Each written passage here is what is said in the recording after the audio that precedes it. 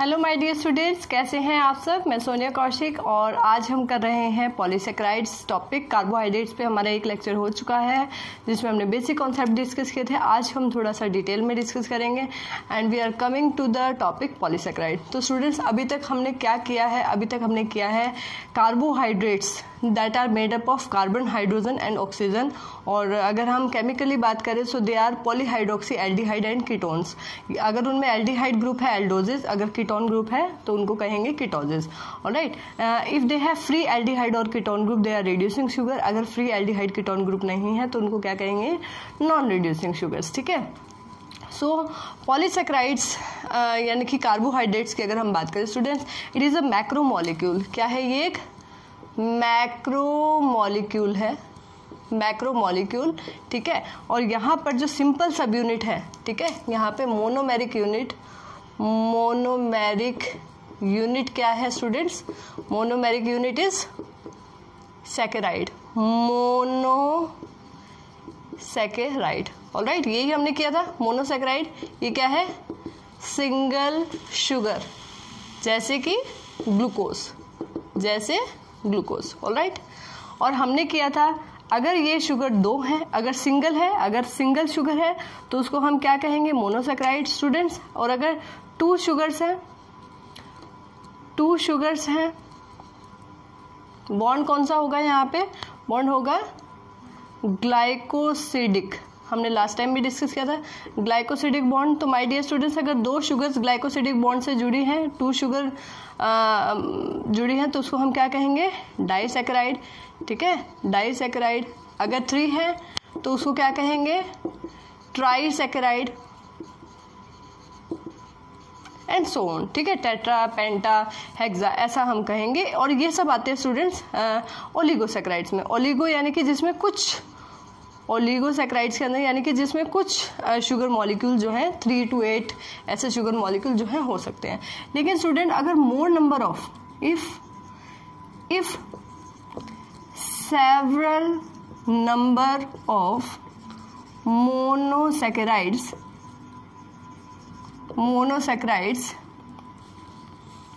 linked together, तो उसको हम क्या कहेंगे स्टूडेंट? उसको हम कहेंगे पॉलीसेकेराइड।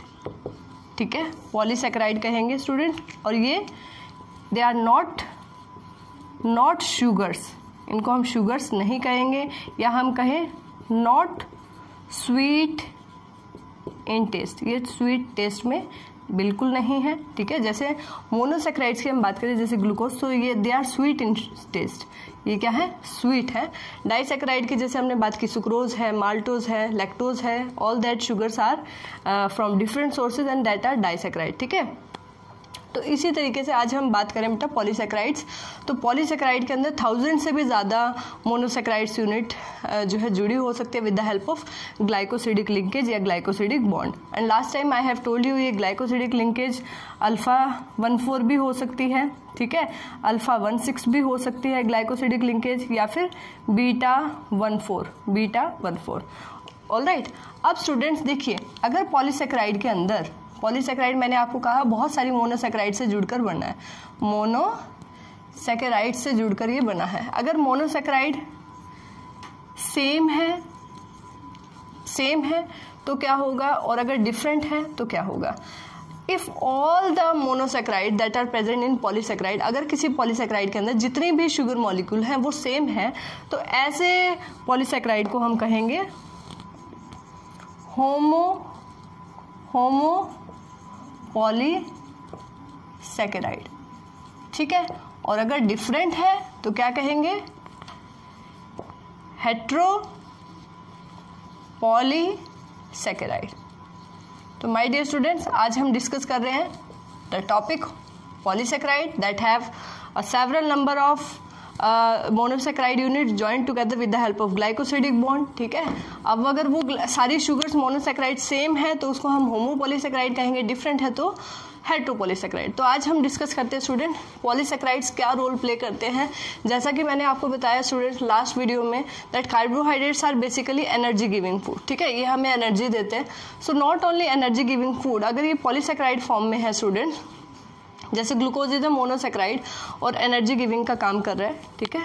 ग्लूकोज क्या है, देखिए अभी तक हमने जो डिस्कस किया, हमने डिस्कस किया ग्लूकोज, ठीक है, एनर्जी सोर्स की तरह काम कर रहा है, एनर्जी सोर्स की तरह काम कर रहे हैं स्टूडेंट्स, और कैसा है, मोनोसेक्राइड है, ठीक है। और अगर ये बहुत सारी मोनोसेक्राइड सब यूनिट अगर जुड़ जाएं तो हमने कहा कि उसको हम कहते हैं पॉलीसेक्राइड। अब ऐसा भी हो सकता है कि सिर्फ ग्लूकोज ही जुड़कर पॉलीसेक्राइड बन सकती है, और ये भी हो सकता है ग्लूकोज के साथ कोई और शुगर है, गैलेक्टोज है, या ग्लूकोज के साथ फ्रक्टोज है, तो इस तरह की यूनिट्स भी जुड़ी हो सकती हैं।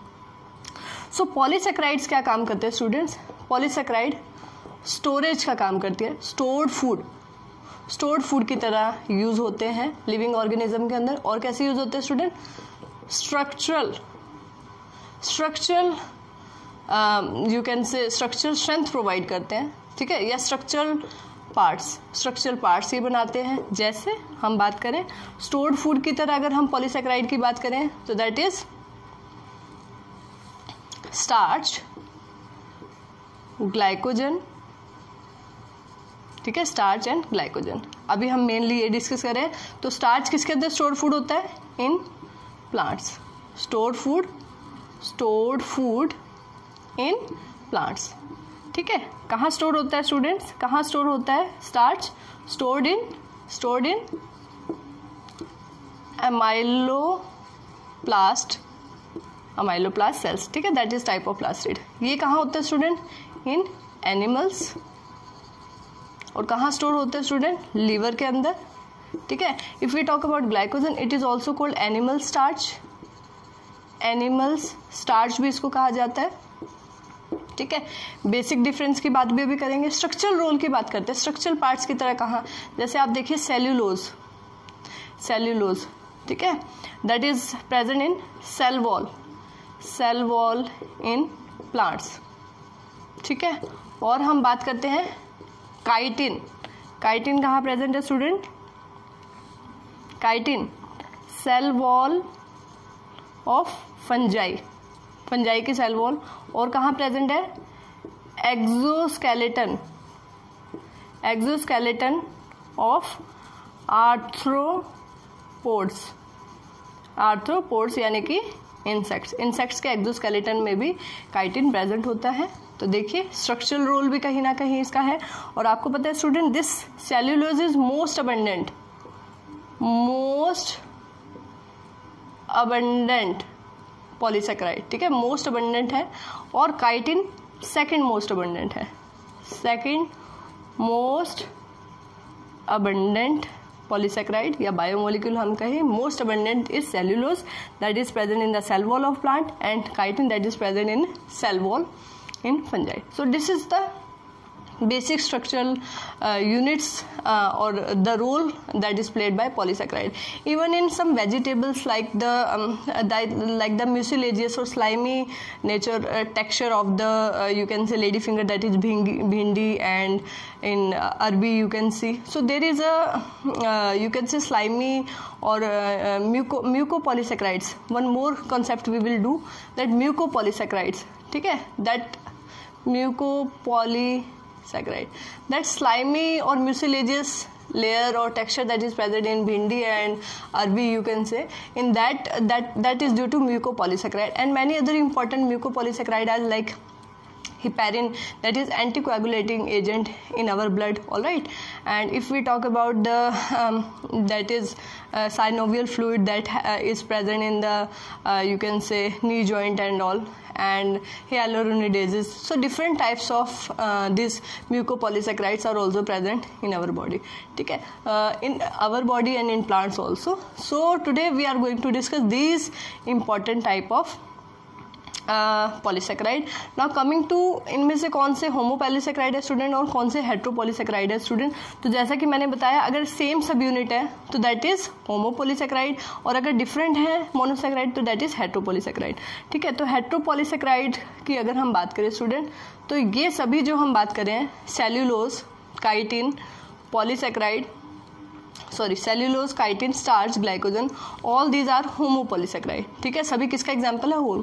हेट्रोपॉलीसेक्राइड में हम एग्जांपल ले सकते हैं स्टूडेंट्स, हेट्रोपॉलीसेक्राइड के अंदर हम एग्जांपल ले सकते हैं जैसे कि we can take example of peptidoglycan. Peptidoglycan क्या है स्टूडेंट? ये क्या है? Bacterial cell wall, bacterial cell wall. ठीक है, बैक्टीरियल सेल वॉल के अंदर प्रेजेंट है। और अभी हम बात करेंगे कैसे डिफरेंट है। देखिए यहाँ पर 2 सब यूनिट है, NAM and NAG. What is NAM? NAM is N acetyl muramic acid. What is NAG? N acetyl glucosamine.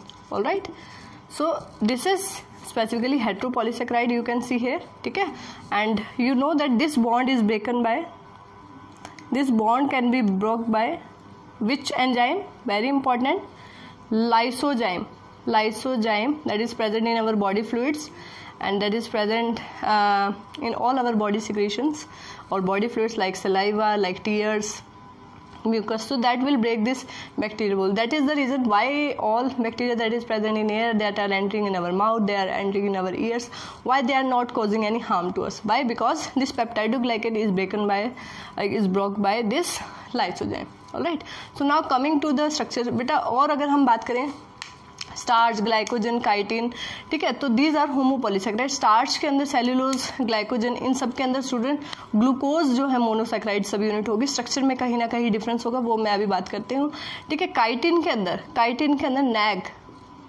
Nag N acetyl glucosamine जो बैक्टीरियल सेल वॉल के अंदर पेप्टाइडोग्लाइकन के अंदर भी है, it is the monosaccharide unit. ठीक है, and it will combine together to form chitin. So all these cellulose, glucose, starch, glycogen and chitin all are the example of homopolysaccharide, and heteropolysaccharide we are taking a simple example peptidoglycan. ठीक है, so as we are doing the basic concept of polysaccharide कि क्या polysaccharide है, so सबसे important यहाँ पर हमारा आएगा starch. तो starch का concept थोड़ा सा डिटेल में हम करते हैं. काइटिन बेटा एक्सोस्केलेटन में क्यों प्रेजेंट होता है इंसेक्ट्स की? So somewhere it prevents the you can say loss of water from the insects और loss of moisture from the insects and structural ये एक्सोस्केलेटन की काम कर रहा है, तो कहीं ना कहीं उनको जो है एक डिफेंस सिस्टम या प्रोटेक्शन भी उनको कहीं ना कहीं दे रहा है. और it also helps to you can say helps to lowers the water evaporation from their body parts and all. ठीक है, क्योंकि इंसेक्ट्स बहुत ही कम जो है पानी या insects never drink water, you can see, because they have uric acid as their waste product, excretory products that requires least amount of water and that is least toxic also, so they don't require some water. That's why whatever moisture, whatever body moisture body they have to save that with the help of chitin, and it also provide structural strength to the body and gives shape like to the body. All right, so coming to the starch पे आएंगे student. Starch is important, it is also discuss in NCERT also.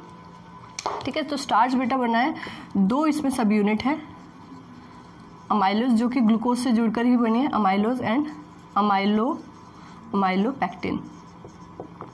Alright, सो पहले हम बात करते हैं student amylose की. तो student इस पे जुड़ी हुई क्या है? ग्लूकोज सब यूनिट ही इसमें जुड़ी हुई हैं.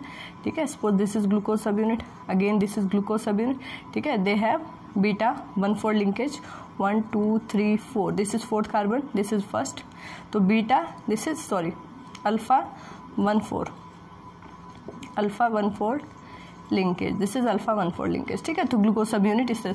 तो अमाइलो स्टूडेंट्स इस तरह से हेलिकल स्ट्रक्चर होता है अमाइलोज का. और हम बात करें स्टूडेंट अमाइलोपेक्टिन की, अमाइलोपेक्टिन. ठीक है, so it is a branch structure.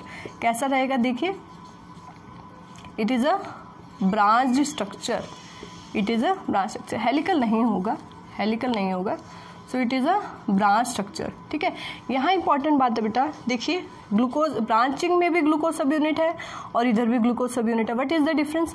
यहाँ पर जो बॉन्ड होगा, ये ब्रांचिंग के समय में जो बॉन्ड होगा that will be alpha 16 glycosidic linkage, alright, वो अल्फा 16 होगा।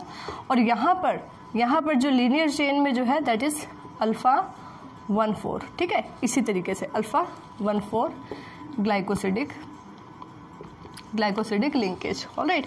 तो स्टूडेंट्स अब बात आती है कि why this structure is important, amylo structure. So my dear students, you have heard about iodine test, ठीक है, आयोडीन टेस्ट किया जाता है स्टार्च के कंफर्मेशन के लिए। सो अगर आयोडीन टेस्ट में स्टूडेंट ब्लू ब्लैक कलर आता है so that confirm starch and test is positive, ठीक है, स्टार्च, ठीक है, टेस्ट पॉजिटिव होगा, स्टार्च प्रेजेंट होगी। And if it doesn't gives blue black colour then starch doesn't present, starch present नहीं होगा, ठीक है। So this amylose this is mainly responsible for you can say starch test, because whenever we put iodine on starch, the iodine molecule will trap inside the helical structure. So for iodine test, which subunit is responsible? Very very important, amylose gives iodine test positive. What about this amylopectin? So it will give red color with iodine. So if we talk about iodine test is confirmed positive, अगर हम potato का करें, potato have a very good amount of starch, तो potato को अगर हम cut करें and we put some iodine drops, iodine generally yellow colour की ड्रॉप होंगी। So what happen when you put the iodine drops, suppose this is the potato and you have cut the potato and now you will get this type of structure and you will put iodine, okay, iodine here. So you will get a blue black color here, blue black color on its surface that confirms the presence of starch. So this is iodine test. So this is positive in case of starch due to amylose. Amylopectin generally gives red color, that is similar to glycogen. Now coming to glycogen, that is animal. So it is stored food in plants. मैंने आपको बताया my dear students, देखिए एक चीज़ आप ध्यान रखेंगे, plants के अंदर जब फूड प्रिपेयर होता है बेटा, photosynthesis, that prepared in the form of glucose, but that transported in the form of sucrose. Transport किस फॉर्म में होता है? फ्लोएम से सुक्रोज की फॉर्म में. और स्टोर किस फॉर्म में होता है? स्टोर होता है स्टार्च की फॉर्म में. तो ऑल थ्री कार्बोहाइड्रेट फॉर्म आपको ध्यान रखनी है, ठीक है. और आप ध्यान रखेंगे पॉलीसेक्राइड्स को ही क्यों स्टोर्ड फूड की तरह यूज़ करते हैं, क्योंकि स्टूडेंट्स पॉलीसेक्राइड्स जो हैं बहुत ही स्टेबल स्ट्रक्चर रहता है, इनका स्टेबल स्ट्रक्चर होता है, ठीक है. लो केमिकल रिएक्टिविटी, कोई रिएक्टिविटी, ठीक है. और स्टेबल जो है कहीं ना कहीं स्टेबल स्ट्रक्चर या स्टेबल मॉलिक्यूल्स ये रहते हैं, ठीक है. इसलिए पॉलीसेक्राइड्स को ऐसा. तो एनिमल्स की बात करें बेटा, हमारी बॉडी के अंदर स्टोर फूड क्या होता है? ग्लाइकोजन. कहाँ स्टोर होता है? स्टार्च कहाँ स्टोर होता है प्लांट्स के अंदर? Amyloplast. Amyloplast is a type of colourless plastids, ठीक है. कलरलेस प्लास्टिड की बात करेंगे. So this iodine test is very very important in this case, ठीक है स्टूडेंट. अब हम बात करते हैं ग्लाइकोजन की, ठीक है. We are discussing the topic according to NCERT, the topics that are defined in more detail in NCERT of 11th biology, chapter biomolecule. So student, now we are coming to glycogen. This is stored food in, yes, stored food in animals. कहाँ store होता है student? Stored in liver, and the main thing is that this glycogen have structure similar to amylopectin. amylopectin कहाँ सुना आपने? amylopectin starch में होता है बेटा. तो इसका स्ट्रक्चर, ग्लाइकोजन का स्ट्रक्चर कैसा है? सिमिलर है amylopectin की तरह. amylopectin is present in starch. Difference क्या होगा? इट इज मोर ब्रांच, ठीक है, as compare to amylopectin. Amylopectin से थोड़ा ज़्यादा ब्रांचिंग होगी. एंड आयोडीन टेस्ट कैसा देगा? आयोडीन टेस्ट नेगेटिव होगा. आयोडीन टेस्ट में ये रेड कलर देगा स्टूडेंट. ठीक है। तो आयोडीन टेस्ट पॉजिटिव कौन देता है? स्टार्च देता है, और स्टार्च में भी 2 सब यूनिट है, अमाइलोज एंड अमाइलोपेक्टिन। तो who give the colour? That is amylose, ठीक है, क्योंकि उसका हेलिकल स्ट्रक्चर है और वहाँ ट्रैप हो जाते हैं। यहाँ हेलिकल स्ट्रक्चर नहीं होगा, यहाँ क्या होगा देखिए इस तरीके से ब्रांचिंग जो है थोड़ा और ज़्यादा होगी, और ब्रांचिंग में मैंने आपको बताया अल्फा 1,6 बॉन्ड होंगे, अल्फा 1,6, और यहाँ जो लीनियर स्ट्रक्चर यहाँ होंगे अल्फा 1,4, ठीक है, ग्लाइकोसिडिक लिंकेज। सो इस तरह का स्ट्रक्चर देखने को मिलता है स्टूडेंट। और अगर हम बात करें स्टूडेंट, हमारी बॉडी में स्टोर्ड फूड है ग्लाइकोजन की फॉर्म में। So when ever there is no we are having a fast for 1 or 2 days, so in that case our stored food that is in liver that converted in to glucose with the help of Cori cycle, that converted into glucose, and then our body use that glucose.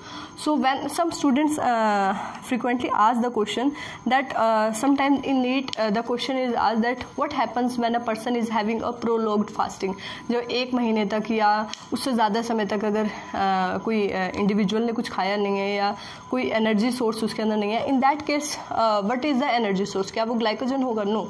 So glycogen देखिए, जब भी body को energy की requirement है and glucose is not there, in that case body uses glycogen store food. और जब glycogen सारा use हो जाएगा student, then our body start using our fat को यूज़ करेगी। फैट भी यूज़ हो गया, उसके बाद प्रोलॉन्ग्ड फास्टिंग का मतलब बहुत लंबा समय, उसके बाद it will start using your proteins of your body, that is protein is the body building food, so it present in muscles. So muscles में से प्रोटीन को यूज़ करना स्टार्ट करेगी। So and what is the you can say confirmation of that the body is using proteins? So you can see the or you can observe the ketone bodies are present in urine. So this question is frequently asked. So if the ketone bodies are present, question इस तरीके से आ जाता है, if ketone bodies are present the respiratory substrate would be, so that is protein. और कई बार question इस तरीके से पूछ लिया जाता है that if a person or individual is having is undergoing a prolonged fasting, what will be present in its urine? उसके यूरिन में क्या प्रेजेंट होगा? So that is also ketone bodies. Alright, so this is all. Chitin मैंने आपको बता दिया, chitin that is होमोपोलीसेक्राइड, और वो भी NAG N-acetyl ग्लूकोसामिन। सो ये स्ट्रक्चर है स्टूडेंट जो CBSE पॉइंट ऑफ व्यू से, NCERT पॉइंट ऑफ व्यू से इंपॉर्टेंट है, ठीक है, that is glycogen and starch. तो this is all about the basic concepts of polysaccharides, and in first lecture we have discussed more about monosaccharide and disaccharide. All right, ध्यान रखेंगे जो 6 carbon sugar है जैसे glucose तो उसको पायराइन ring बोलेंगे, ठीक है, पायरानोज रिंग फॉर्म बोलेंगे, और जो 5 कार्बन रिंग है, ठीक है, जैसे तो उसको हम क्या बोलेंगे? फ्रक्टोज शुगर के अंदर फ्यूरान रिंग उसको हम बोलते हैं, ठीक है। तो स्ट्रक्चर्स आप ओपन चेन क्लोज चेन थोड़ा और अच्छे से समझने के लिए आप you can go for structure and you can practice the structure. सब यूनिट्स इंपॉर्टेंट है, जैसे कई बार क्वेश्चन पूछ लेते हैं कि लैक्टोज में सब यूनिट्स क्या है, तो आपको पता होना चाहिए ग्लूकोज एंड गैलेक्टोज, माल्टोज के अंदर ग्लूकोज एंड ग्लूकोज, सुक्रोज के अंदर, ठीक है, माल्टोज के अंदर सुक्रोज के अंदर ग्लूकोज एंड फ्रक्टोज, ठीक है, माल्टोज के अंदर glucose and glucose, malt sugar है, जर्मिनेटिंग शुगर है, टेबल शुगर किसको बोलते हैं, केन शुगर किसको बोलते हैं, सुक्रोज है, ठीक है। तो all that questions can be asked from monosaccharides also. So overall read your NCERT for this topic, but that have a little you can say little detail of the topic, so you have to go little more for NEET. All right, so this is all about polysaccharide basic concept. All right, thank you, bye bye.